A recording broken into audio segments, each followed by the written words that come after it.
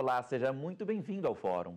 Hoje nós vamos falar do clima de tensão no trânsito. De um lado, os agentes são vítimas constantes de agressão. Em contrapartida, os motoristas acusam esses agentes de abuso de autoridade e intolerância, o que contribui para esse impasse. A gente vai entender como é a capacitação dos agentes encarregados pela fiscalização nas ruas e quais são os limites para a atuação do Estado no trânsito. Existem 3 formas de fiscalização do trânsito. O Detran detém a competência no Estado, mas pode delegar o poder para a Polícia Militar por meio de um convênio. Nas cidades, as prefeituras também podem ter estruturas próprias ou ainda transferir essa responsabilidade para a PM. Os agentes de trânsito não trabalham armados. Para falar sobre esse assunto, estão aqui o diretor jurídico da Associação Nacional dos Agentes de Trânsito, o Daniel Pérez, e a advogada especialista em trânsito, Andréia Rezende. Bom, muito bem-vindos ao Fórum e eu começo com a seguinte pergunta. O que leva a esse clima aí de tensão entre agentes e motoristas? O que você identifica, Andréia? Muitas vezes, no momento da abordagem, existem muitas dúvidas dos motoristas com relação aos procedimentos dos agentes, com relação, inclusive, à penalidade da infração, que na maioria dos casos acaba acontecendo a da lei seca, né, que a gente popularmente conhece como lei seca. Então, existem muitas dúvidas com relação à própria multa, se ele vai ter que pagar na hora, se ele já está suspenso no momento da abordagem. É muito comum, porque o agente, quando aborda, ele pede para reter a CNH pelo período de 5 dias, então ele já acha que ele já está perdendo a carteira por 1 ano, né, naquele momento da abordagem, sem nenhum direito de defesa. Então, assim, eu verifico muito a questão da falta de informação da própria lei, o que é a penalidade, quando que ela começa a vigorar, o que acontece e quais são os direitos dele num processo administrativo. Então, essa série de dúvidas, ela às vezes traz uma dificuldade de comunicação no momento da abordagem. Nesse caso, Daniel, a pessoa está embriagada, está nervosa, há um choque ali com o agente. O que acontece? O que você vê ali no dia a dia? O que acontece é muita desinformação por parte da população, né, no caso os condutores, e muitas vezes por desconhecimento, né, da legislação, eles entendem que não estão errados, mas o código prevê aquela infração, né, a reprovação àquela conduta do condutor. E no caso de embriaguez, muitas vezes até pela condição do álcool no corpo, a pessoa já fica mais exaltada, os freios, né, da pessoa ficam menores. Então, muitas vezes, até também pelo valor da multa, né, que muitas vezes o embriagado acaba perguntando, que é um valor considerável, quase R$3.000, e acaba se exaltando. Quando chega no escritório, por exemplo, a situação já está mais calma, mais controlada, mas a pessoa nem sempre está informada, não é isso? Não, é muito comum eu receber motoristas que foram abordados em blitz, chegar no escritório com muitas dúvidas, eles não conseguem diferenciar a diferença do dirigir sob influência de álcool, que está previsto no artigo 65, do artigo 65A, que entrou em vigor em dezembro do ano passado, que traz a questão da recusa, que a recusa se tornou infração de trânsito. Então, eles não entendem, eles imaginam que estão sendo autuados por dirigir sob influência de álcool. E muitas vezes eles não apresentam sinais de embriaguez ali no momento da abordagem, mas a autuação que ele recebeu, o agente que lavrou o auto de infração, foi pela recusa em realizar o etilômetro.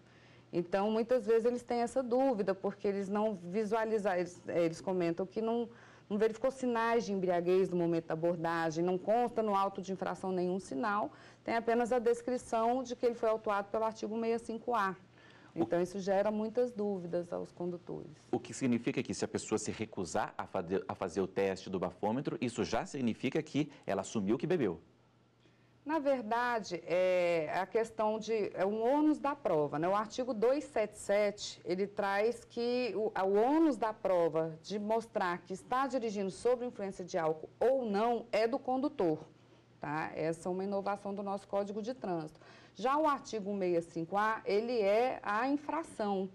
Então, ele foi enquadrado, ele saiu da parte administrativa do Código de Trânsito, que era o ônus da prova, e foi para a parte de infração, onde o artigo 65A, ele coloca que aquele que se recusar a fazer os procedimentos previstos no artigo 277, que são o teste do etilômetro, exame de sangue, exame clínico, entre outros, né, a pessoa que se recusar a fazer, em especial o teste do etilômetro, ele vai ser autuado pela recusa. Acaba sendo presumido que ele está dirigindo sob influência de álcool, mas o próprio fato de recusar já cabe a autuação, né, independente se ele tem ou não sinais de embriaguez. Mas o fato dele se recusar já cabe a infração de trânsito. A gente falou até agora principalmente sobre essa relação, né, entre bebida alcoólica e direção. Agora, que outros fatores, que outras situações, Daniel, ali na rua, são tensas entre motoristas e agentes? Que exemplos você tem? O que acontece muito nas ruas é o condutor, por exemplo, ao saber o valor da multa, se indignar. Porque algumas multas são 3 vezes, 10 vezes o valor da multa gravíssima e, às vezes, dependendo da infração, o valor da multa é alto, R$ 1.900, R$ 2.900. Então, assim, fora da embriaguez, existem outras multas no Código de Trânsito de valores elevadíssimos. Aí o problema é o valor da multa? Muitas vezes o valor da multa. É o que leva essa atenção. Sim. E o que você já viu acontecendo? Já vi agressões, já vi colega, por exemplo, tem um colega do Detran, né, o agente Fleury, que, por exemplo, levou um tiro. A sorte que ele estava com colete balístico, né? Porque ao abordar, no caso específico, era um policial militar, né, oficial da Polícia Militar. Então, capitão alta patente da Polícia Militar, que provavelmente tem conhecimento da legislação de trânsito. Ao saber o valor da multa, muito provavelmente, né, por ter conhecimento da legislação, se indignou e chegou a dar um tiro no agente do Detran. Você falava também, antes aqui da gente começar a gravar, inclusive, que um colega seu foi atropelado? Sim, colega do DR, né? No caso eu trabalho para o DR, que a nossa função principal é fiscalizar rodovias, né? O agente Martins, a gente estava, no caso, fazendo blitz, salvo engano, com a PM na época, e o condutor estava embriagado. E provavelmente, né, como a lei seca é uma das mais divulgadas, a saber que o valor da multa é alto, que vai ter a suspensão do direito de dirigir por 12 meses. A gente não sabe o que o condutor avaliou na hora, mas acreditamos, né, que ele, nessa avaliação, entendeu que o prejuízo seria muito maior para ele do que simplesmente atropelar o agente. E ele foi para cima. O nosso colega voou 5 metros de altura, quase 10, 15 metros de distância do carro, né? Fraturou o maxilar, ficou em torno de 6 meses hospitalizado. E aí, com consequências até remuneratórias, né? Porque pede auxílio alimentação, etc. Mas o condutor, na hora, não avalia isso. Ele é o egoísmo dele, né? Em detrimento às vezes até o pai de família ali, que é servidor público, né? Como que a gente pacifica essa relação, doutor André, pela experiência da senhora, que é motorista, que é advogada, que está no trânsito todo dia? O que a gente faz? É muito importante, no momento da abordagem, que os agentes eles tenham a consciência, até porque eles recebem um treinamento para ir para as ruas, mas eles não se deixarem alterar. Por quê? Porque você parte do princípio que o motorista, a pessoa que já vem infringindo a lei de trânsito, ele ou desconhece, ou ele não está se importando, e muitas vezes ele está sob efeito de álcool. Então, assim, no momento de abordagem, aquela abordagem ela pode ocorrer de forma pacífica, você pode estar com um condutor que está tranquilo, que recebe bem a informação, como você pode ter ali uma pessoa que está sob efeito de álcool alterada, ou você pode ter uma pessoa, inclusive, violenta, uma pessoa que não tem o devido estudo, a cultura dela é diferente. Então, o agente, ele está lidando com qualquer pessoa que tenha habilitação, que tenha carteira de motorista. Então, é muito importante que ele mantenha, independente da situação, a cabeça sempre centrada no lugar e não se deixar levar pela aquele contato com o motorista. Se ele estiver alterado, ele não se deixar alterar junto, para que aquela abordagem ela corra pacífica até o final. Então, é muito importante que ele se mantenha centrado. E com relação aos motoristas também, é muito importante que eles se lembrem, em qualquer situação, independente se está sob influência de álcool ou não, que o agente de trânsito é uma autoridade. Então, eles têm que respeitar. Muitas vezes eles não estão entendendo o que está acontecendo. Eu entendo que falta campanhas educativas esclarecendo a legislação de trânsito, mas independente de estar ou não entendendo, ele tem que ter na mente dele que ele está lidando com uma autoridade de trânsito. Então, ele tem que respeitar essa autoridade de trânsito. Se, porventura, ele discordar de qualquer coisa que ocorreu no momento da abordagem, ele pode estar fazendo a reclamação na ouvidoria do órgão, ele pode estar retratando ali o que ele passou na situação. Mas ali, no momento da abordagem, de momento nenhum, ele pode entrar em confronto físico, verbal com o agente. Vou pedir um tempinho aqui para os dois, porque o fórum faz uma rápida pausa, mas volta num minuto. O intervalo é curto, hein? Até já.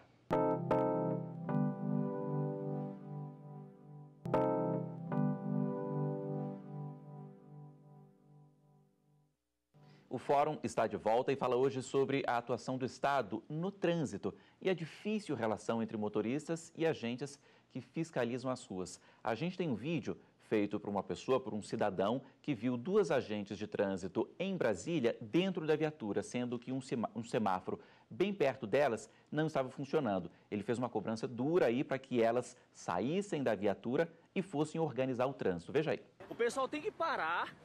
A gente vai dar sinal, tá bem intermitente, eles estão bem aqui do lado. E cadê eles? Cadê eles? O sinal tá intermitente, eles estão dentro do carro. Bom dia, tudo bem? Você tá vendo que o pessoal tá aqui se arriscando na pista, tá intermitente, o Sintran tá bem ali na frente. A gente tá aqui justamente na Sintran. E aí? Tá vendo o pessoal na rua? O serviço e tal. A gente tá escutando no rádio. Não, eu concordo contigo, mas se não concorda, você deveria estar fora da viatura, parando o trânsito, coordenando o trânsito e não dentro do celular. Tem uma situação, né, uma cobrança ali dura de um cidadão, duas agentes no carro. Que situação é essa e o que deveria ter sido feito?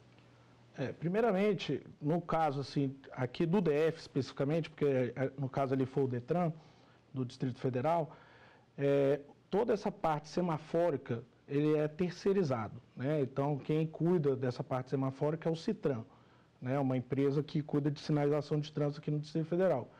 Então, ali, não dá para identificar no vídeo se o Citran já estava presente ou não, ali na sinalização. Então, o agente de trânsito, primeiramente, ele deveria acionar o Citran, né? Para que o Citran tomasse conhecimento e fosse fazer a manutenção do semáforo. Né? E ali é uma área de cruzamento, então tem pelo menos ali na W3 tem sinal de dois lados e mais a parte do cruzamento. Então ali teria que primeiramente se acionar o Citran. Né? E logo após o acionamento, aí sim os agentes de trânsito, né? No caso as agentes, saírem e fazer o controle de trânsito. Né? Porque até o código preconiza que os veículos menores têm que serem protegidos pelos maiores. E, em consequência disso, o pedestre é a parte mais vulnerável do trânsito. Então, o pedestre ele tem prevalência sobre todos ali, né? Tem que ser protegido. Então, uma vez acionado o Citran, as agentes deveriam sair da viatura e fazer o controle de travessia dos pedestres. Mesmo considerando que ali embaixo do semáforo há uma faixa de pedestre, né? E aqui no DF, por exemplo, é respeitada essa faixa de pedestre. Então, por exemplo, o condutor, o pedestre ao sinalizar para o condutor deveria parar. Mas também há a confusão do próprio condutor. Devo parar? Não devo? O sinal está intermitente? Não está? Então, após o acionamento do Citran, deveriam sair e controlar a situação. Esse seria o correto. Numa situação como essa, né, a gente tendo um celular, faz facilmente um vídeo como esse, né? Isso. Eu sempre falo que é muito importante para os condutores, para os pedestres, quando eles verificarem alguma coisa errada ou ruim, eles utilizarem do aparelho celular, façam imagens, gravações, porque isso ajuda, inclusive, a melhoria dessa questão de trânsito. Então, dos órgãos de trânsito, inclusive no treinamento de seus agentes. Então, se eles se depararem com alguma coisa errada, eles devem ter até o direito como cidadão de filmar e de estar denunciando, entrando em contato com a ouvidoria, encaminhando essas imagens, para o que o órgão possa estar verificando, né, o comportamento dos agentes e a situação, o procedimento a ser adotado. Eu queria falar sobre educação no trânsito. Qual que é o papel, Andréia, e quando deve começar? Certo. O Código de Trânsito, ele traz que uma das finalidades da legislação de trânsito é a educação no trânsito, tá? E eles têm, inclusive, contato com o Ministério da Educação. Então, assim, essa educação no trânsito, ela deve iniciar desde da fase infantil, já na escola, né? Os órgãos deveriam ter essa parceria e estar trazendo para a sala de aula e já ir educando as pessoas com relação à legislação de trânsito. É muito importante também que se tenha campanhas, né, de educação no trânsito, esclarecendo dúvidas, trazendo informações sobre nova legislação que venha a entrar em vigor. Inclusive publicidade também, até na televisão deve ser feito propagandas, né, esclarecendo. Então, assim, um exemplo muito comum que eu gosto de dar, que foi um sucesso pela campanha informativa da educação no trânsito, é o exemplo da faixa de pedestre. Quando ela foi entrar em vigor em Brasília, que do Distrito Federal, foi feita uma campanha muito forte pelos órgãos de trânsito, esclarecendo como que seria essa parada da faixa de pedestre, todo mundo tem que parar. É legal parar, inclusive o marketing também mostrou que é educação no trânsito, gentileza gera gentileza. Então, assim, foram muitas campanhas bem fortes em cima do motorista e hoje, graças a Deus, Brasília é um exemplo. O Distrito Federal é um exemplo com relação às faixas pedestres. Dinheiro não falta para isso, né? O artigo 320 do Código de Trânsito, ele preconiza que todas as multas provenientes, todos os valores arrecadados de multa, eles devem ser reinvestidos em fiscalização, engenharia, policiamento de trânsito e educação, né? E o Ministério das Cidades, lá por meio do CONTRAN e do DENATRAN, o próprio artigo também 320, prevê 5% dos valores arrecadados de multa a nível nacional, né, devem ser revertidos para o FUNSET, que é o Fundo de Segurança e Educação de Trânsito. Né, pegando o exemplo aqui do DF, né, o DR, por exemplo, arrecadou aí no ano passado, né, 2017, cerca de 50 milhões de reais, né, de multas, né, e o DETRAN, por exemplo, deve ter sido um pouco a mais, né, que até pelo quantitativo de agentes que é maior que o do DR, eu acredito que um valor entre 60 e 70 milhões. Então, 120 milhões de reais só no Distrito Federal, pega 5% desse valor. Agora, joga isso para os 6 mil municípios, apesar que só temos cerca de 25% dos municípios com trânsito municipalizado. Então, tem muito dinheiro, são bilhões e bilhões de reais, justamente para poder promover esse tipo de educação. E como a doutora falou, deveria se iniciar lá da pré-escola até o 3º grau, até nível de faculdade. Eu queria falar também aqui sobre abuso de autoridade. Qual é o limite? Muitas vezes esse limite aí é tênue. Andréia, a partir de que ponto é abuso, que casos você tem? O abuso de autoridade, ele pode ocorrer de várias formas. Geralmente é um excesso da autoridade de trânsito que está presente no local, né? Então, ele pode ocorrer de várias formas, desde de uma forma da abordagem, onde o agente pode estar agindo de forma truculenta ou ríspida, ou inclusive fora, né, da coisa, da abordagem em si. Como também a gente pode considerar abuso de autoridade até lavrar um auto de infração indevido, não precisa ser falado o abuso de autoridade, né? Então, por exemplo, sou abordada por excesso de velocidade, geralmente não acontece agora, mas a título de exemplo, né? Então, o agente ele me aborda, olha, a senhora estava ali a 80 por hora numa velocidade, numa via de 60. Eu, não, mas eu não estava, fui tentar me defender. Ele, não, então como a senhora falou que não estava, eu vou autuar a senhora por direção sob influência de álcool. Então, assim, não precisa necessariamente ser falado também. Você, às vezes, até lavrar o auto de infração por uma infração que não ocorreu, e ele simplesmente lhe dá aquela infração, também pode configurar o abuso de autoridade, né? E esse abuso de autoridade, ele tem em todo nível, como eu falei, desde a da lavratura de um auto que não existe, como uma discussão verbal ali, onde o agente se excede e fala alguma coisa. Já aconteceu, já recebi pessoas no meu escritório com lesão corporal, onde elas sofreram agressão física e teve o braço fraturado em 2 locais. E hoje ficou incapacitado permanente daquele braço, né? Já saiu a última perícia e já não vai retomar os movimentos daquele braço. Tudo isso fruto de uma abordagem. De uma abordagem, nesse caso desse cliente, quem efetuou a abordagem não poderia nem abordar e autuar por lei seca, porque foi a Patamo que efetuou a abordagem. Que faz parte da Polícia Militar. Exato. Mas ela ali, ela não autua, ela não faz a fiscalização de trânsito no sentido de blitz, abordagem para ver se o condutor está dirigindo sob influência de álcool ou não. Ela é uma polícia mais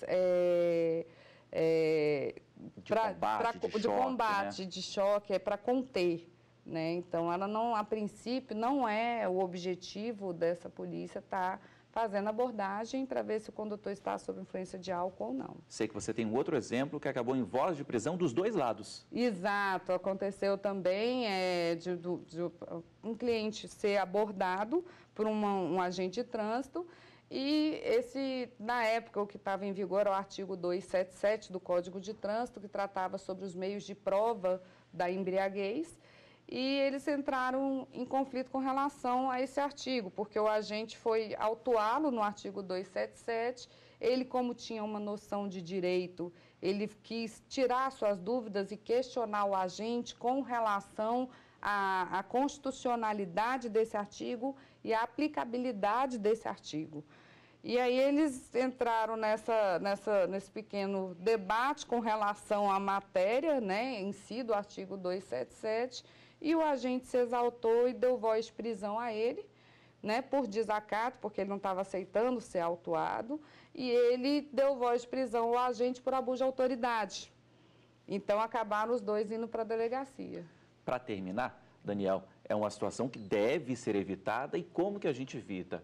Com educação, com capacitação, os agentes são capacitados? Como é que é ali na prática? Sim, na maioria das capitais, até pelo recurso de ser uma capital, o agente consegue ter esse tipo de treinamento, consegue ter essa qualificação, mas assim, na grande maioria dos municípios, né, que tem transmunicipalizado, não consegue ter isso aí. Por quê? Porque muitas vezes o próprio gestor local, ele contingencia esses valores de multa que são exclusivos para, por exemplo, até para essa capacitação. E é uma linha muito tênue a respeito desse abuso de autoridade, porque às vezes o próprio CONTRAN agora editou 2 resoluções, né? Uma para divulgar o nome do agente de trânsito, né? E PM, que está conveniado ao órgão de trânsito, e a própria multa a ciclista e pedestre, né? Que deve estar entrando aí entre maio e junho. Então, o que acontece? O agente de trânsito, muitas vezes, vai ter que abordar esse ciclista e esse pedestre. E se ele não aborda, é crime de prevaricação, né? E o Código de Trânsito e o próprio Manual de Fiscalização, através da Resolução 371 do CONTRAN, ele obriga o agente, ao avistar, né, a infração, tem que lavrar o auto de infração. Tá obrigado. É uma situação difícil. É complicado. Ok, gente, muito obrigado. O tempo terminou, é uma conversa boa, né? Mas acabou que o tempo chegou ao fim. André, muito obrigado pela sua presença aqui no Fórum. Obrigada. Daniel, muito obrigado também. Obrigado. Precisando aí dos agentes para poder ajudar a esclarecer os condutores, podem contar com a gente. Contaremos. Bom, eu agradeço também a você que assistiu ao Fórum de hoje. Para rever o programa, acesse aí tvjustiça.jus.br. E para falar com a gente, o e-mail é forum@stf.jus.br. Um abraço e até o próximo programa.